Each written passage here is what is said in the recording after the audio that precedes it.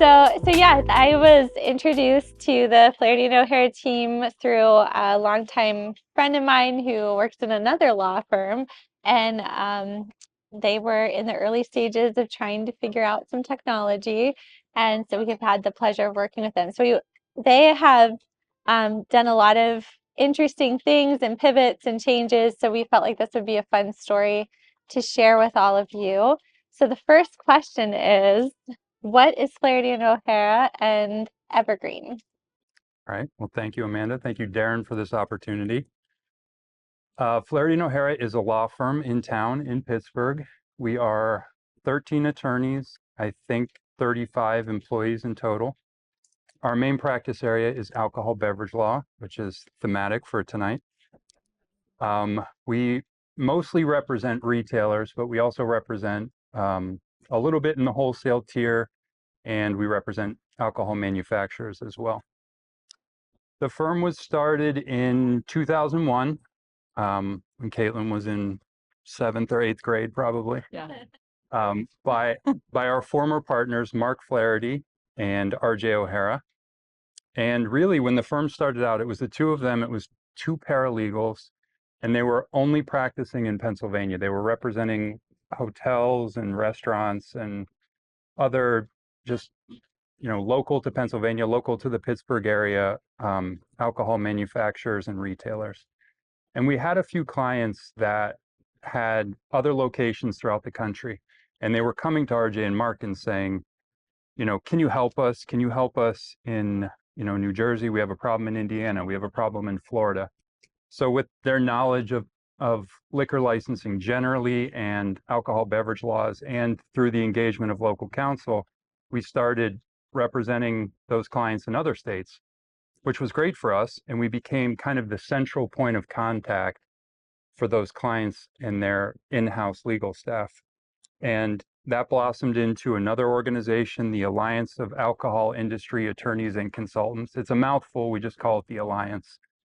And it's really grown so that we have local counsel in all 50 states, in Canada, in DC, and we're able to handle, kind of working as an extension of in-house counsel for big companies, all of their liquor licensing matters. You've probably heard in the news one recently that has a problem with Endless Shrimp. We're involved in that transaction, but those types of big national deals. And as the firm's growing, as we're getting those bigger clients, one of them comes to RJ and says, we have 300 liquor licenses. We don't want to renew them. We're missing deadlines. We're paying late fees. We want to outsource this. And he says, yeah, outsource it to us. And then another one came, and then another one came, and we're in the process. I guess it's like the mid 2000s, and we're building these Microsoft Access databases, and one per client. And if we looked back at them now, they're probably a little crude and rudimentary, but they served us well. They were the thing we needed to get a few hundred and then a few thousand renewals. So that was a great thing early on. But as we grew, as more clients onboarded, we had this issue of we want something more robust. And that's where Truefit and Jeff and Andy came in and helped us build cloud-based software that was integrating all the things we knew about renewals from years of doing them, all the knowledge in one central place, and also creating like a bunch of just automation for the simple things that our paralegals were wasting time on, like cover letters and things like that. So it was really the bridge that got us, a few hundred renewals, and then, we got to a few thousand, and now we're at the point where we're at 40,000 plus license and permit renewals that we're doing with Evergreen. I think that's 10Xs. So we'd like to do another. We'd like to get to 400,000. So that's maybe the next phase. That's good. That's our last question. So there you go. And so this is kind of a unique situation where we had been working with Flaherty and O'Hara for years. At the time, Jeff and Andy were at Truefit. And then last year we were in the mix of switching some teams up and an opportunity posed to have the Flaherty and O'Hara team take on Jeff and Andy. And so selfishly, I'm always excited to have teams stay with clients when they can. And so this has been a great transition for everybody. And so now they are in-house with Flaherty and O'Hara. So if you hear them talking about it as though they are Truefit, they were Truefit in the instance of building the software. So next question is, what was life like, and you touched on this a little bit, what was life like before you introduced a new software experience into your day-to-day at Flaherty and O'Hara? Yeah, it's almost hard to remember, which is good. I think the thing to know about liquor licensing, especially retail licensing, is it's different all around the country in every single jurisdiction. So what you do in Florida is not the same as what you do in Georgia.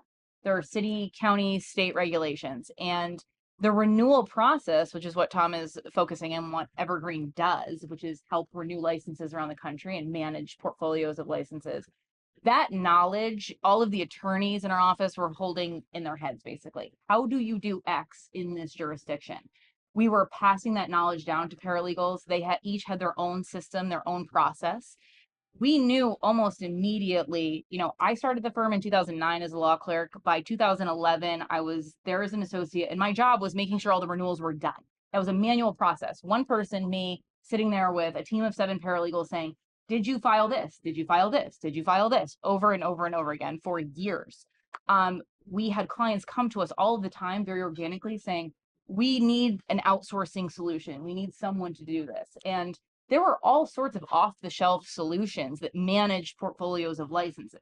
None of them were built by anyone who had any substantive knowledge as to what the process is, what the legal requirements are.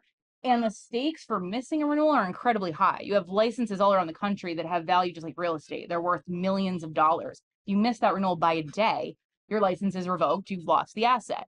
It's a horrible news story for our clients. If the Mets can't serve alcohol at Citi Field on opening day, our name is in the news, and that's a huge problem. So we were very, I think, concerned about being able to scale this, take on the risk to do this work that we know existed, but we had no process and procedure to handle it. So after spending years learning what the process is everywhere, knowing that we wanted to market this to clients, that we wanted to fill this hole in the market, I think we really decided we needed a better way. And we spent years manually drafting cover letters, each individual person, assessing their strengths and weaknesses and assigning them to different jurisdictions that were harder than others. So I think really the software solution fixed a lot of that for us and allowed us to feel comfortable with advertising our services and growing and scaling the way we wanted to.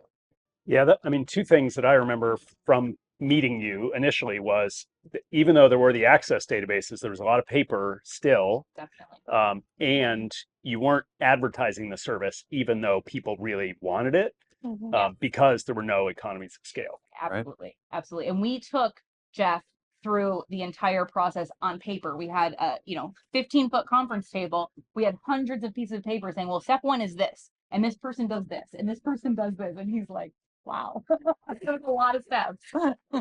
So much paper. Well, and so this is off script, but one of the interesting things about your story is Evergreen, the first version, launched right before COVID hit.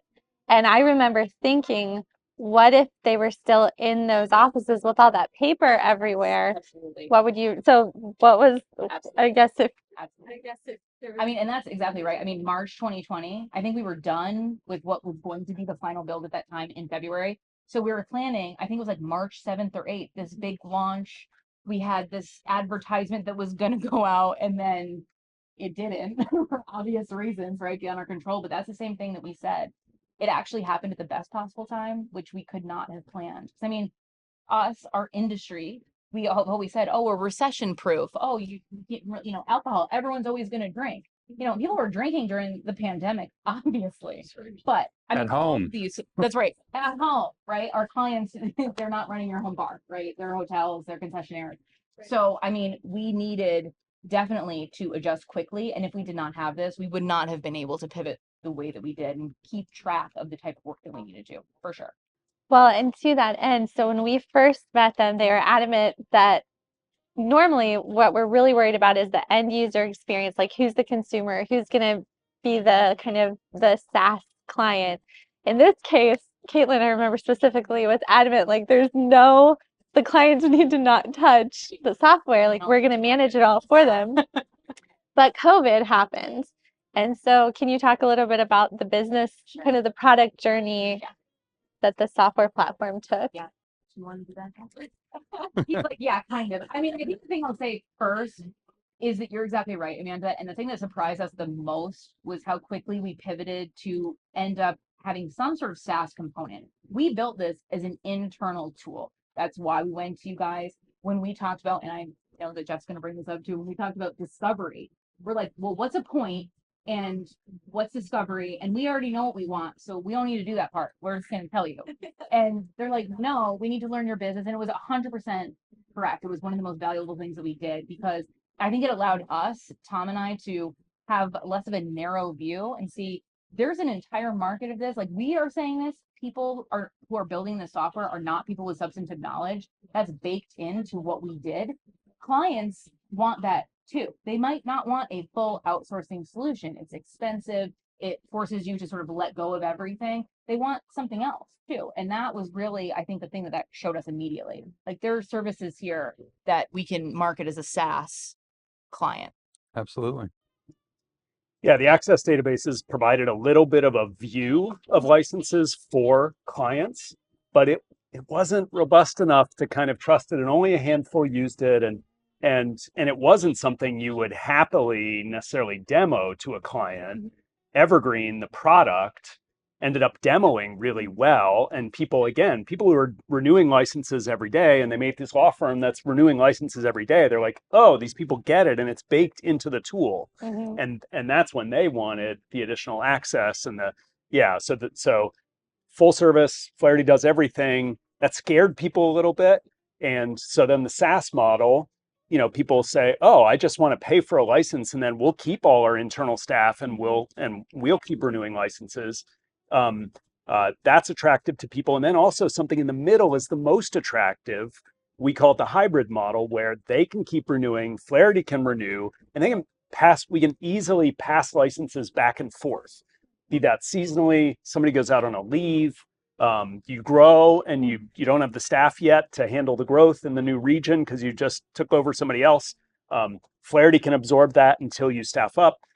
So the hybrid model is super popular. And especially during COVID, when so many people were, a mass exodus of careers, changing careers. Every company that we worked with looked different at the end of that. And that was something that allowed them to be a little bit more nimble too. They don't have to make the full all-in dedication, like we're going to outsource everything. They can sort of dip their toe in a little bit and say, okay, we'll give you this, we'll keep this. And it's worked out perfectly exactly the way that we thought maybe it could. It did. And those two things made it easier to market. Having a SaaS option, having a hybrid option, it made it less scary. And Jeff was right. There were some, if you're a director of licensing at a big hotel company and part of your duties are the renewals, you're a little protective of that territory. You don't want to outsource that to a third party. The irony is they come on as a hybrid client. They then give us, 30%, and then it's 50, and then it's 70, and then it's 100, and they're like, I've got other things to do. It ends up being full outsourced. That's great. Let's see here. Post-launch, so what were some of the key business impacts? You talked about that, and I guess you've had different phases of launches. Like, something we talk about at Truefit is that software's never done. You're always growing it and investing it, and it opens up these whole worlds of possibilities for your business. What were some of the impacts that you saw throughout the journey? I remember you saying that to us, and we didn't, I don't think, fully believe her or take it seriously, but you were not enough. Right. That's right. We're like, yeah, okay. But you were right. So immediately when we were using it as an internal tool, which was what our first 6 months, we pivoted very quickly. It was within the first 6 months that we were coming back and saying, we have these other things we want to do. We want to have a SaaS component of this. But I think immediately we were able to deal with the immediate concern, which was COVID, right? Shifting deadlines, different fees, keep track of all that administratively. It made us incredibly efficient internally. We have some data and numbers that we've used that have been impactful. I think as we've given this discussion before, we started with about 3,000 licenses, and we had the exact same staff as when we scaled to 30,000. Did not add one person to do renewals until we got to about 31,000 licenses. And a lot of that was just the administrative efficiencies within the system, the accounting efficiency, the cover letter, the FedEx piece, all of the different things that you need to do that process and feel confident that you're not missing any deadlines. That was huge for us immediately. We have been growing about 30% consistently every single year with zero marketing, no advertising. It's all word of mouth. We represent, I mean, pretty much all of the largest players in the retail industry. You know, we have Hyatt, Marriott, Hilton, Aramark, American, JetBlue, you know, all of these large retail licensees that alcohol is not their primary business, but it's absolutely crucial to their business. They want to make sure that that piece is outsourced, taken care of, and they don't have to worry about that at all. And I mean, over the course of 4 years, we've only now added 4 additional employees. So we've been able to scale the way we want to without the sort of 1-to-1 ratio of adding labor, which is the thing that we wanted to sort of stay away from. Yeah. And started with alcohol beverage law, but then once people saw how good the firm was at managing their alcohol licenses, there are all kinds of other operational permits, other things like that. So that's another vector of growth. So more licenses from the same clients, new clients for the same kinds of licenses, and then this growth into your elevators, your fire permit, fire inspection permit, all of these different things. I mean, we're trying our best not to count the number of eggs sold in grocery stores. But if somebody else counts the eggs, we can handle their egg permits that keep them in business. That's such a good point, because the concept is the same. The thing that got us here, which is they want one central point of contact for alcohol. They want that for their entire business. You know, if you're a full service hotel in the middle of New York City, you don't want to have to know when all of your elevator permits renew. You don't want to keep track of that. And that's been great, because the thing that was always hard for us was keeping track of the rules, the deadlines, the fees, all of that consistently. Now with this one nice package, we can do all of it. And I mean, last year was the first year that we onboarded a renewal client that did not have one liquor license. You know, they have all other licenses and other regulated products. So, I mean, that was a win for us, I think. And one piece I remember from the discovery phase, which they didn't want, the non-discovery phase. But what you were talking about, just the implications and the security, and it was just such a weighty thing to keep all of this data and information secure. So for the security folks in the room, I know that was an important thing with how we even had to build it and make sure that it was much more secure than the before state. I don't know if anyone wants to say anything to that. That was another aside. Our standard stock answer is yes, it's secure, and then we haven't talked to different Nancy, but that's not pretty much all we know. But I do too. Let's see here. What was your experience? So at Truefit, we work in cross-functional product teams. So you have a product owner, in this case is Jeff. You have an architect level software engineer leading a team of engineers, quality assurance lead, and a product design lead. And you've met our directors of those practices tonight. What was it like to work with that team? How did that? Yeah, I mean, Tom and I have both said this before. It was a concept that was familiar to us, because that's how we market ourselves. You know, we're one point of contact all around the country if you have any sort of regulated products or alcohol. And so that spoke to us immediately, and that's what we wanted, because we were new. I mean, the Microsoft Access stuff was advanced for us at the time. You know, we're still a law firm, and law firms always seem to be behind the curve when it comes to new sort of technology or, you know, new thinking. So, I mean, that was very appealing to us. And I think it was great to have one team, and they learned about everything about our business and contributed their own ideas, which was so valuable to us. I don't think we would have thought about it eventually the way that we did without that input. It would have been the thing I said, or build the thing I want you to build, please. And that's all. And that was definitely not the right move. Yeah, we needed our hand held a little. We needed a full service touch. Yeah. Yeah. Well, and it's hard to communicate that experience on my end, but having a team that can come alongside and add their own ideas, and even if there is an in-house team, which in your case there was not yet an in-house team, have that melding of the minds, and that collaboration is usually pretty exciting. And I'm the same way. If I can like give it to someone and they are specialists, then that's great. So where do you plan to take Evergreen next? What's the next? What's the brave new horizon? Well, we are proud to report that we're onboarding what will be our largest renewal client right now. You know, we have had an incredibly positive experience with bringing this type of technology into our business. It's completely changed the way that we work and the way we think about work.